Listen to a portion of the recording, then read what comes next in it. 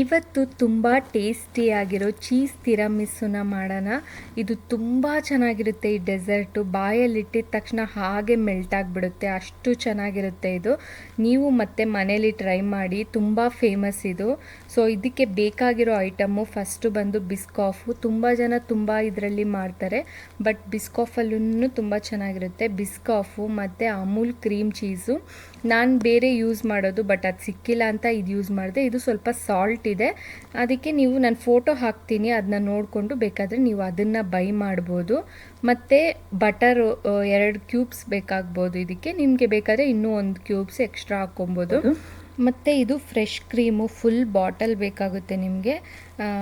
ಇದು ಇಂಪಾರ್ಟೆಂಟು ತುಂಬ ಇದಕ್ಕೆ. ಮತ್ತು ಮಿಲ್ಕ್ ಮೇಡು, ಶುಗರ್ ಇಲ್ಲ ಅಂದರೆ ನೀವು ಮಿಲ್ಕ್ ಮೇಡನ್ನ ಹಾಕ್ಕೊಬೋದು. ಮಿಲ್ಕ್ ಮೇಡಲ್ಲಿ ಟೇಸ್ಟ್ ಚೆನ್ನಾಗಿರುತ್ತೆ.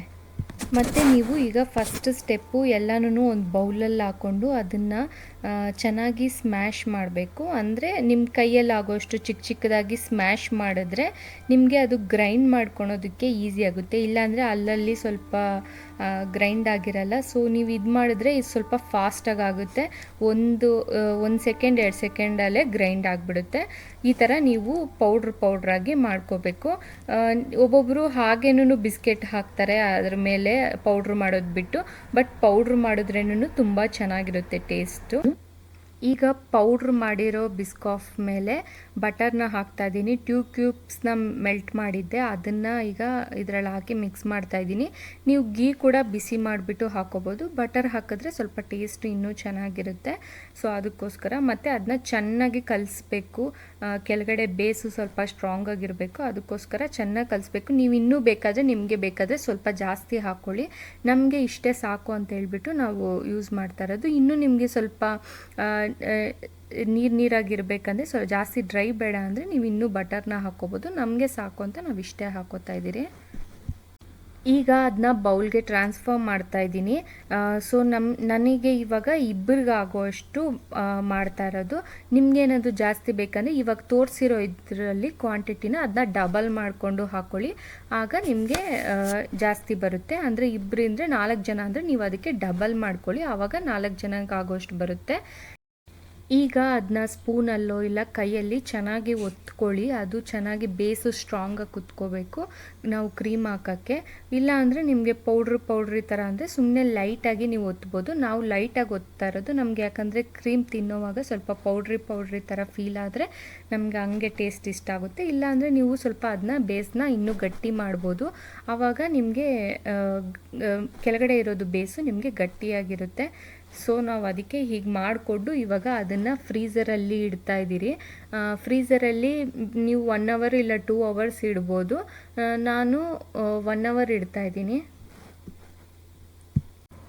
ಈಗ ಒಂದು ಪಾತ್ರೆಯಲ್ಲಿ ಫುಲ್ಲು ಫ್ರೆಶ್ ಕ್ರೀಮ್ನ ಚೆನ್ನಾಗಿ ಶೇಕ್ ಮಾಡಿಬಿಟ್ಟು ಹಾಕೋತಾ ಇದ್ದೀನಿ. ಈಗ ಇದು ತುಂಬ ಮೇಯ್ನ್ ಆಗುತ್ತೆ. ನೀವು ಎಷ್ಟು ಚೆನ್ನಾಗಿ ಬ್ಲೆಂಡ್ ಮಾಡ್ತೀರೋ ಅಷ್ಟು ಕ್ರೀಮಿಯಾಗಿ ಚೆನ್ನಾಗಿ ಬರುತ್ತೆ. ನಿಮ್ಗೇನಾದರೂ ಚೀಸ್ ಬೇಡ ಅಂದರೆ ನೀವು ಬರೀ ಕ್ರೀಮ್ನೇ ಹಾಕ್ಕೊಂಡ್ರೂ ಸಾಕು, ಚೆನ್ನಾಗಿ ಬರುತ್ತೆ ಟೇಸ್ಟು. ಚೀಸ್ ಇಷ್ಟಪಡೋರು ಚೀಸ್ ಥರ ಮಾಡ್ಕೋಬೋದು. ಆಲ್ಮೋಸ್ಟ್ ಚೀಸ್ ಕೇಕ್ ಟೇಸ್ಟ್ ಥರ ಬರುತ್ತೆ. ಇಲ್ಲ ಅಂದರೆ ನೀವು ಫ್ರೆಶ್ ಕ್ರೀಮ್ನ ಮಾತ್ರ ಹಾಕ್ಕೊಂಡು ನೀವು ಈ ಥರ ತಿನ್ಬೋದು. ಸೊ ನೀವು ಬ್ಲೆಂಡರ್ ಎಲ್ಲ ಇಲ್ಲ ಅಂದರೆ ನೀವು ಆರಾಮಾಗಿ ಮಿಕ್ಸಿಯಲ್ಲೂ ಸ್ವಲ್ಪ ಹಾಕ್ಕೊಂಡು ಮಾಡ್ಬೋದು. ಹೀಗೆ ನೀವು ಚೆನ್ನಾಗಿ ಬೀಟ್ ಮಾಡ್ಕೊಬೇಕು. ನೀವು ಎಷ್ಟು ಚೆನ್ನಾಗಿ ಬೀಟ್ ಮಾಡ್ಕೊತೀರೋ ಅಷ್ಟು ಚೆನ್ನಾಗಿ ಅದು ಬರುತ್ತೆ. ನಾನು ಸ್ವಲ್ಪ ದೊಡ್ಡ ಪಾತ್ರೆ ತೊಗೊಂಡಿದ್ದೀನಿ, ಯಾಕಂದರೆ ಅದು ತುಂಬ ಎಲ್ಲ ಕಡೆ ಸ್ಪ್ರೆಡ್ ಆಗುತ್ತೆ. ಸೊ ಅದಕ್ಕೋಸ್ಕರ ನಾನು ದೊಡ್ಡ ಪಾತ್ರೆ ತೊಗೊಂಡಿದ್ದೀನಿ. ನಿಮ್ಗೇನಾದರೂ ಬೇಡ ಅಂತ ಹೇಳಿದ್ರೆ ನೀವು ಚಿಕ್ಕದ್ರಲ್ಲೇ ಮಾಡಿಕೊಂಡು ಮಾಡ್ಬೋದು. ಬಟ್ ಬ್ಲೆಂಡ್ ಮಾಡೋದು ತುಂಬಾ ಇಂಪಾರ್ಟೆಂಟ್ ಆಗುತ್ತೆ. ನೀವು ಎಷ್ಟು ಚೆನ್ನಾಗಿ ಬ್ಲೆಂಡ್ ಮಾಡ್ತೀರೋ ಅದ್ರ ಮೇಲೆ ನಿಮ್ಮ ಟೇಸ್ಟ್ ಬರುತ್ತೆ. ಅದಾದಮೇಲೆ ನೀವು ಮಿಲ್ಕ್ ಮೇಡನ್ನ ಹಾಕ್ಕೊಳ್ಳಿ. ನಿಮಗೆ ಮಿಲ್ಕ್ ಮೇಡ್ ಇಲ್ಲ ಅಂತ ಹೇಳಿದ್ರೆ ನೀವು ಶುಗರ್ ಕೂಡ ಹಾಕ್ಕೊಬೋದು. ಬಟ್ ಮಿಲ್ಕ್ ಮೇಡ್ದು ಟೇಸ್ಟು ಫ್ಲೇವರು ಸ್ವಲ್ಪ ಇನ್ನೂ ಚೆನ್ನಾಗಿ ಎನ್ಹ್ಯಾನ್ಸ್ ಮಾಡುತ್ತೆ. ಸೊ ನಿಮಗೆ ಆಪ್ಷನಲ್ಲು ಮಿಲ್ಕ್ ಮೇಡ್ ಬೇಡ ಅಂದ್ರೂ ನೀವು ಶುಗರ್ ಕೂಡ ಹಾಕ್ಕೋಬೋದು. ಕ್ರೀಮು ಚೆನ್ನಾಗಿ ಬ್ಲೆಂಡ್ ಆದಮೇಲೆ ನೀವು ಕ್ರೀಮ್ ಚೀಸ್ನ ಹಾಕ್ಕೊಬೋದು. ನಾನು ಫಸ್ಟೇ ಹೇಳ್ದಂಗೆ ಅದು ಬೇರೆದು ಇದೆ, ನೀವು ಅದನ್ನು ಟ್ರೈ ಮಾಡ್ಬೋದು. ಇಲ್ಲ ಸ್ವಲ್ಪ ಸಾಲ್ಟಿಯಾಗಿದ್ದರೂ ಪರವಾಗಿಲ್ಲ ಅಂತ ಹೇಳಿದ್ರೆ ನೀವು ಇದನ್ನ ಟ್ರೈ ಮಾಡ್ಬೋದು. ತುಂಬ ಬ್ರ್ಯಾಂಡ್ಸ್ ಇದೆ, ನೀವೆಲ್ಲ ಥರದನ್ನು ಟ್ರೈ ಮಾಡ್ಬೋದು. ಬಟ್ ಕ್ರೀಮ್ ಚೀಸ್ ಅಂತಲೇ ಇರುತ್ತೆ, ಅದನ್ನೇ ನೀವು ತಗೊಂಡು ಯೂಸ್ ಮಾಡಬೇಕಾಗುತ್ತೆ. ಅದನ್ನು ಚೆನ್ನಾಗಿ ನೀವು ಇದರಲ್ಲಿ ಬ್ಲೆಂಡ್ ಮಾಡಬೇಕು ಆ ಕ್ರೀಮ್ ಜೊತೆಗೆ. ಫ್ರೀಝರಿಂದ ತೆಗೆದ್ಬಿಟ್ಟು ಈಗ ನಾವು ಅದ್ರ ಮೇಲೆ ಕ್ರೀಮ್ ಹಾಕಬೇಕು. ನಿಮಗೆ ಇನ್ನೂ ಸ್ವಲ್ಪ ಜಾಸ್ತಿ ಹೊತ್ತು ಬೇಕಾದ್ರೂ ನೀವು ಇದನ್ನು ಫ್ರೀಝರಲ್ಲಿ ಇಟ್ಬಿಟ್ಟು ಬೇಸ್ನ ಗಟ್ಟಿ ಮಾಡ್ಬೋದು. ಬಟ್ ನಮಗೆ ಫಸ್ಟೇ ಹೇಳ್ದಂಗೆ ಪೌಡ್ರ್ ಥರ ಇರಬೇಕು ಅನ್ನೋದಕ್ಕೆ ನಾವು ಇವಾಗ ಅದ್ರ ಮೇಲೇ ಹಾಗೆ ಕ್ರೀಮ್ನ ಹಾಕ್ತಾಯಿದ್ದೀರಿ. ಅದಾದಮೇಲೆ ನೀವು ಕೈಯಲ್ಲೇ ಈ ಥರ ಶೇಕ್ ಮಾಡಿದ್ರೆ ಎಲ್ಲ ಈಕ್ವಲ್ ಆಗಿ ಕುತ್ಕೊಳುತ್ತೆ. ಸೊ ಈಗ ನೀವು ಇದನ್ನು ಫ್ರೀಝರಲ್ಲಿ ಮತ್ತೆ 2-3 ಅವರ್ಸ್ ಇಡಬೇಕು. ಫ್ರೀಝರಲ್ಲಿ ಇಟ್ಟಾದಮೇಲೆ ನೀವು ಮತ್ತೆ ಅದನ್ನು 2-3 ಅವರ್ಸ್ ಆದಮೇಲೆ ಮತ್ತೆ ಅದನ್ನ ಫ್ರಿಜ್ಜಲ್ಲಿ ಇಡಬೇಕು.